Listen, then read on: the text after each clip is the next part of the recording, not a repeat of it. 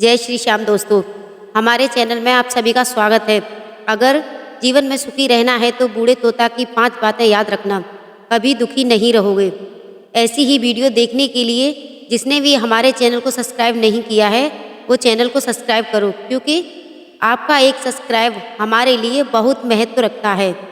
तो आपका ज़्यादा समय न लेते हुए आज का प्रसंग शुरू करते हैं। एक तोता था। वो एक दिन अपनी चोंच को लेकर बहुत उदास था। सोचता था, आखिर मेरी चोंच इतनी अटपटी क्यों है? बाकी सभी पक्षियों की चोंच तो बहुत अच्छी है, मेरी ही चोंच इतनी खराब क्यों है? भगवान ने हम तोतों के साथ अच्छा नहीं किया है। शरीर का रंग हरा बना दिया, चोंच का रंग लाल बना दिया। सभी पक्षियों की चोंच सीधी और खड़ी है और मेरी चोंच गोल गोल और टेढ़ी बना दी। कितना बदसूरत लगता हूँ। दोस्तों, वह तोता यही सोच रहा था कि उदास रहने लगा। यहाँ तक कि चिंता में खाना पीना भी छोड़ दिया। एक दिन उसकी माँ ने देखा कि हमारा बच्चा बहुत कमज़ोर हो गया है, वो किस चिंता में डूबा रहता है। माँ ने पूछा, तुम इतना उदास क्यों रहते हो? तो तोते ने अपनी चोंच की समस्या अपनी माँ को सुनाई। माँ ने सोचा, मैं इसे कैसे समझाऊं?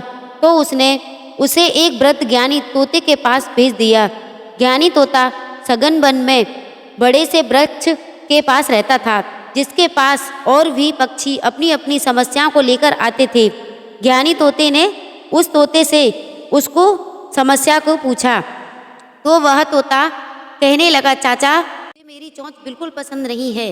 मेरे दोस्तों की चोंच कितनी सुंदर है, चील की, बाज की, कबूतर की, इनके सामने मेरी चोंच बहुत खराब लगती है। ज्ञानी तोता कहने लगा, बेटे, आप व्यर्थ ही चिंता कर रहे हो। माना कि बाकी पक्षियों की चोंच आपसे अच्छी लगती है, परंतु आपने कभी उनका भोजन देखा है? वो सभी क्या खाते हैं? उन्हें कीड़े मकोड़े केचुए पसंद हैं। क्या तुम ये सब चीज़ें खा सकते हो? कीड़े मकोड़े का नाम सुनकर वह तोता कहने लगा, छी, ये चीज़ें तो मैं कभी नहीं खाऊं। ज्ञानी तोता बोला, क्या तुम मछलियाँ खा सकते हो?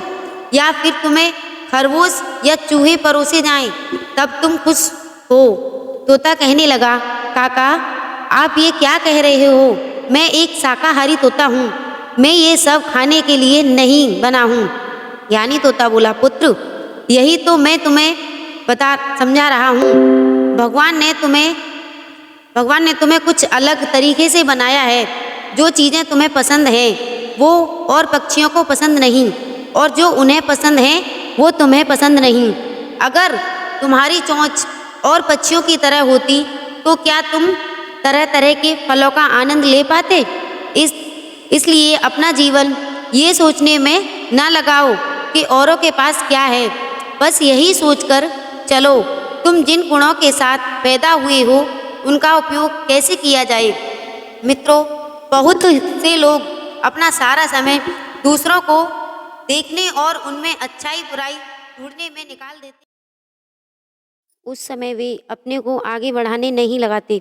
हमें सोचना चाहिए कि हमारे पास जो कुछ भी है भगवान का दिया हुआ है, उसी में संतुष्ट रहें। ज्ञानी तोता कहने लगा, पुत्र, हम अपने अंदर जैसा विचार पालते हैं हमारा व्यक्तित्व वैसा ही रहता है। यदि हम अपने मन में अपने को हीन समझेंगे, डर जैसे विचार पालेंगे, दूसरों के सामने अपने को तुच्छ समझेंगे, मन में निरंतर लेकर बैठ जाएंगे, तो हमारे अंदर हमारे विचारों के अनुरूप ही भय बैठ जाएगा और हमारा चरित्र डरपोक या निराश बन जाएगा। हमारे अंदर की ऊर्जा, साहस खत्म होती चली जाएगी। फिर हम जो भी कार्य करेंगे वो फलहीन हो जाएगा। मित्रों, पहले तो हमें अपनी मन की गरीबी को अपने ऊपर हावी नहीं होने देना चाहिए। कुरूप, यश, धन, बल को स्वयं को लेकर हीन नहीं समझना चाहिए। हमारा जन्म इसलिए नहीं हुआ है कि हम दूसरों से अपनी तुलना करके दुखी होते रहें। किसी चीज़ का अभाव है तो उसका दुखड़ा रोते रहें। भगवान हमें जिस रूप में गुणवान बनाकर भेजा है, हमें उसी रूप में अपने गुणवान बनाकर जीवन को सार्थक बनाना चाहिए और सुखमय जीवन जीना चाहिए।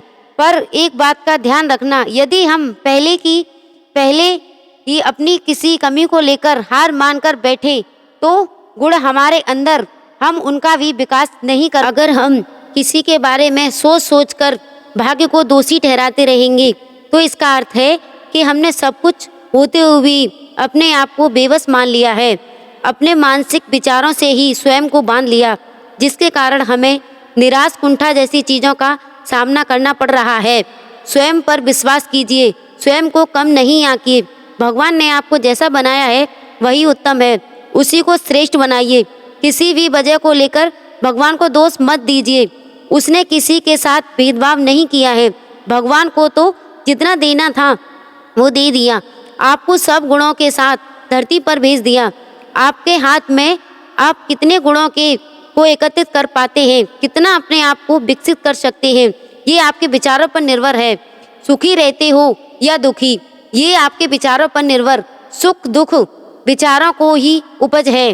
मित्रों, ज्ञानी तोता बोला, पुत्र मेरी बातें तुम ठीक से याद रखो, आपके बहुत काम में आएंगी।